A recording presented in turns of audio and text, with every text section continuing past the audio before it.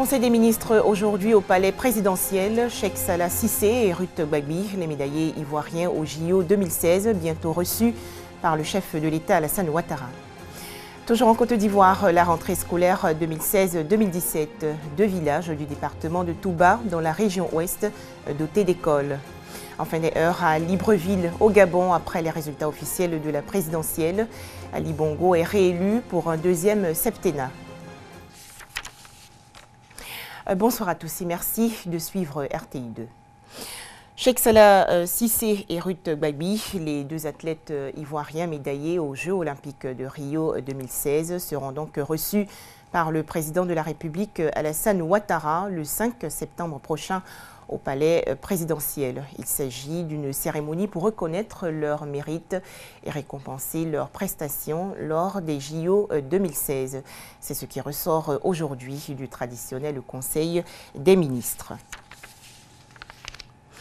C'est bientôt la rentrée scolaire en Côte d'Ivoire et pour favoriser l'apprentissage des enfants de l'intérieur du pays, notamment des villages de Gouana, Sokourala et de Booni, dans le département de Touba, une organisation non gouvernementale leur a offert récemment 2 écoles entièrement équipées. Ce don s'inscrit dans le cadre du contrat de désendettement et de développement signé entre la France et la Côte d'Ivoire. Le point avec Eve Boué. À Gouana Sokourala, un village de la sous-préfecture de Fungbesso, dans le département de Touba, l'école, née de la volonté de la communauté il y a 4 ans, est en proie à des difficultés avec des infrastructures inadéquates et insuffisantes. Plus de 100 élèves apprenaient à lire et à écrire dans ces constructions précaires. Ce n'était pas facile avec du papeau lorsqu'il pleut. C'est vraiment la boue. Mais les enfants ont fait avec. Même son de cloche à Bouni, un autre village de la sous-préfecture de Touba. Enseignants et apprenants travaillent dans des conditions déplorables depuis 3 ans. Aujourd'hui, c'est jour de fête et de réjouissances populaires dans ces 2 villages. Grâce au contrat de désendettement et de développement CDD signé entre la France et la Côte d'Ivoire, l'ONG International Rescue Committee offre 2 écoles flambant neuves pour chacun des villages. Chaque école, d'une valeur de 37 millions de francs CFA, comprend un bâtiment de 4 salles de classe, y compris une classe maternelle plus une coursive, un bureau directeur, un magasin et 2 blocs de latrines, le tout équipé en table-banc. Un projet exécuté avec l'implication de toute la communauté dans toutes les étapes, avec une sensibilisation sur des sujets importants. Nous avons mis l'accent sur la scolarisation des filles et sur l'éducation comme moyen de protection des enfants. Et un 3e volet très important, l'implication des parents dans la scolarisation des enfants.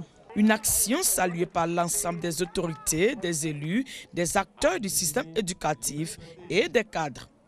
Ce projet, qui vise à favoriser l'accès à la scolarisation de tous les enfants de la région du Bafing, concerne la construction de 11 écoles primaires sur les sites des écoles communautaires. À présent, quelle prise en charge pour les personnes âgées? Pour améliorer leur quotidien, l'État ivoirien a mis en place une stratégie nationale intégrée au plan national de développement. À Katiula, dans la région du Hambol, les autorités administratives ont suivi une formation sur la prise en charge des seniors. Les explications de Soro Corona et Kwadio Kwame de RTI Bouaké. La population des personnes âgées de 60 ans et plus était estimée à plus de 600 millions en 2015. Toujours selon l'OMS, l'Organisation mondiale de la santé, ce chiffre doublera en 2025 et atteindra 2 milliards en 2050. En Côte d'Ivoire, cette population avoisine 1 million de personnes. Cependant, cette frange de la population est confrontée à de nombreuses difficultés. Isolement, manque de politique de prise en charge sanitaire. Autant d'obstacles qui menacent la vie de ces personnes. Pour améliorer l'épanouissement des personnes du 3e âge, l'État a mis en place une stratégie nationale de protection des personnes âgées intégrée au plan national de développement. À Katiula, les autorités des collectivités territoriales de la région du Hambol ont participé à une session de plaidoyer qui vise à renforcer la prise en charge des personnes âgées dans la politique de développement au niveau local. Un plaidoyer auprès de nos collectivités locales, c'est-à-dire la mairie et le conseil régional, pour attirer leur attention sur les questions, les préoccupations que vivent les personnes âgées de leur commune. Au niveau du ministère, il y a des actions qui sont faites. Bon, on envisage qu'au niveau local, les collectivités puissent prendre la relève pour une meilleure amélioration de leurs conditions de vie. L'un des objectifs de base de la mise en œuvre d'une telle stratégie est d'étendre progressivement à toutes les populations les mesures de couverture sociale, y compris la couverture maladie universelle. En Côte d'Ivoire, la population des personnes âgées atteindra 1 200 000 en 2018, soit 4,4% de la population globale. Autre actualité, le stationnement est désormais payant dans la commune du Plateau. La municipalité a en effet procédé hier au lancement officiel de son projet dénommé e-parking. Il s'agit de mettre fin au stationnement anarchique. Plateau, centre des affaires. Dans cette commune, plusieurs structures administratives sont représentées. Par jour, l'on enregistre 2 millions d'usagers et 7000 véhicules qui circulent. Mais il est souvent difficile pour les automobilistes de se trouver une place pour stationner. Pour garer un véhicule au Plateau, il faut se lever de bonne heure, il faut être là à 6h, 6h30 pour pouvoir se parquer correctement. Souvent, je tourne en rond et il arrive des moments où, lorsque je trouve un petit espace, je suis obligé de faire tout le reste à pied. Pour mettre fin au stationnement anarchique, le maire de la commune du Plateau lance le projet e-parking. Il consiste à l'implantation des parkings publics et à la réglementation de l'occupation d'espace. La solution que nous apportons, c'est la solution de parc-mètres qui va nous permettre tout simplement d'avoir plusieurs milliers de parkings bien organisés et qui permettra aux gens non seulement de payer le parking, mais en plus d'être un peu plus ordonnés. Dans le cadre de ce projet, nous allons apporter de la réglementation beaucoup plus sérieuse et beaucoup plus contraignante, avec des sanctions par-dessus, de façon à ce que chacun, en arrivant au Plateau, sache qu'on ne peut pas faire n'importe quoi. La solution des parkings payants, elle existait. Et notre pays, notre capitale, qui doit franchir aussi le pas de ces grandes métropoles, devait se mettre à ce diapason-là.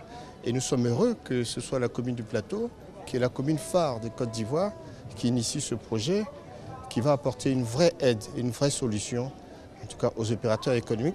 La solution e-parking est dotée d'un système de gestion informatisé d'avant-garde et les prix sont à l'étude. Ils seront communiqués dans les prochains jours. E-parking fait partie des grands projets du conseil municipal. C'est un projet qui rentre dans les résolutions du plan de développement stratégique, qui dit qu'aujourd'hui, la commune du Plateau va vers une saturation de son circuit véhicule. En termes de fluidité routière, en termes de circulation, il se pose un problème dans la commune du Plateau et tous les usagers le vivent. Pour cela, il faut penser à refaire le stationnement. La mise sur pied du projet e-parking, appelé aussi parc-mètre, vise aussi à lutter contre le chômage des jeunes en Côte d'Ivoire. Des précisions de Aurélia Droukoula et Grace Kando.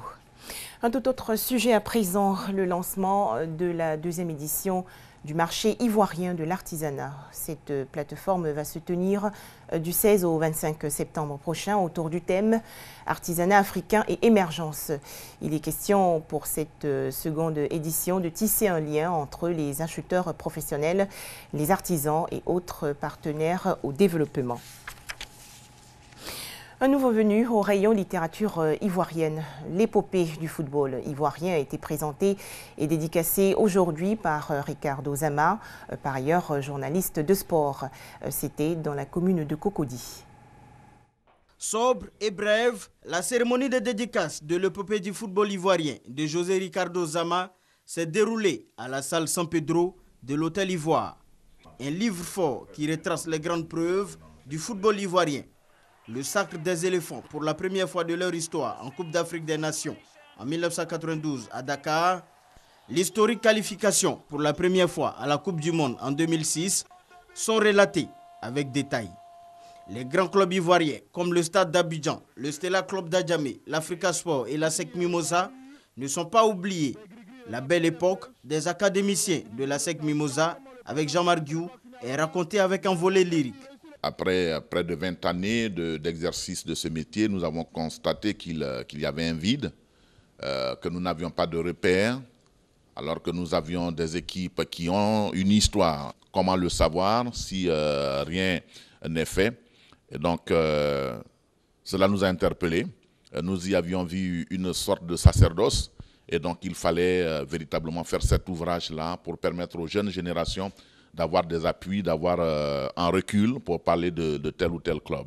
Une belle initiative qui ouvre la voie à d'autres publications sur le sport ivoirien.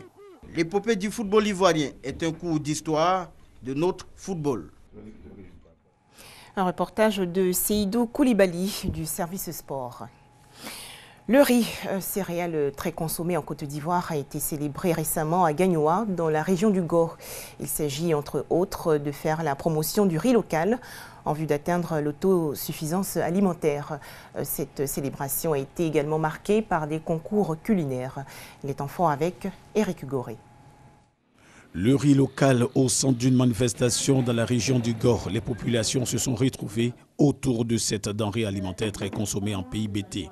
Cette consommation régulière du riz par le peuple bété n'est pas un fait du hasard. Selon l'histoire, le riz est venu d'Issia. Il semble que c'est un pigeon qui a porté une gerbe de riz dans son bec et qu'il a laissé tomber à Gagnoa. Quand quelqu'un l'a vu, il a laissé pousser. Quand ça a poussé, ça a donné beaucoup de tiges. Et puis il a récolté et il en a fait une culture qui est devenue ce que nous mangeons aujourd'hui. Pendant cette 13e édition du Festival du riz, des concours culinaires, des présentations de plusieurs variétés de riz, dont le Globlosaka, et des danses ont été les grandes articulations qui ont meublé la cérémonie. Selon les initiateurs, cette tribune sert à promouvoir la culture du riz et aboutira plus tard à une autosuffisance alimentaire en matière de riz en Côte d'Ivoire. Le riz pousse partout en Côte d'Ivoire. Si tout le monde se met à produire, même individuellement son riz qu'il va consommer, nous allons diminuer l'importation. Le représentant du ministre de la Culture, parrain de la cérémonie, n'a pas dit autre chose que d'encourager les organisateurs dans cette initiative. Il y a ce côté positif, n'est-ce pas, qui doit être vu.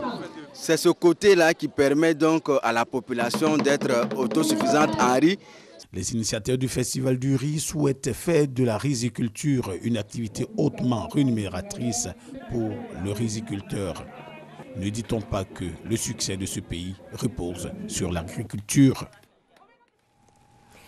À Niama, dans la région des Lagunes, étaient également en fête. Les femmes de la génération Mounan du village de Awabo ont procédé récemment à leur sortie officielle. Il est en fort de cette cérémonie initiatique avec doigt de laser. À Anyama Awabo, c'est au tour des 860 femmes de la génération Mouna de faire leur sortie officielle pour exprimer la maturité de leur classe d'âge dans le village.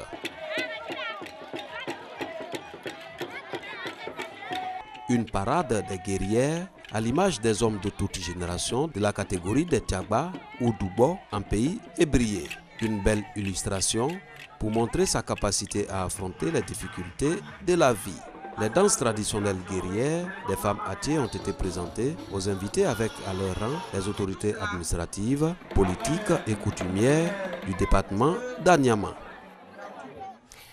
L'opposition gabonaise ne reconnaît pas la réélection du président Ali Bongo. En effet, des affrontements entre forces de l'ordre et manifestants ont éclaté aujourd'hui à Libreville, la capitale, après l'annonce officielle des résultats de la présidentielle.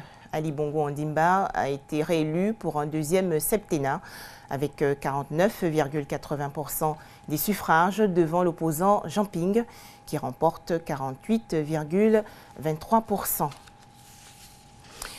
Les éléphants des savanes d'Afrique en danger de disparition. Selon un recensement panafricain publié aujourd'hui et réalisé grâce au survol de 18 pays, leur population a décliné de 30% entre 2007 et 2014, principalement en raison du braconnage.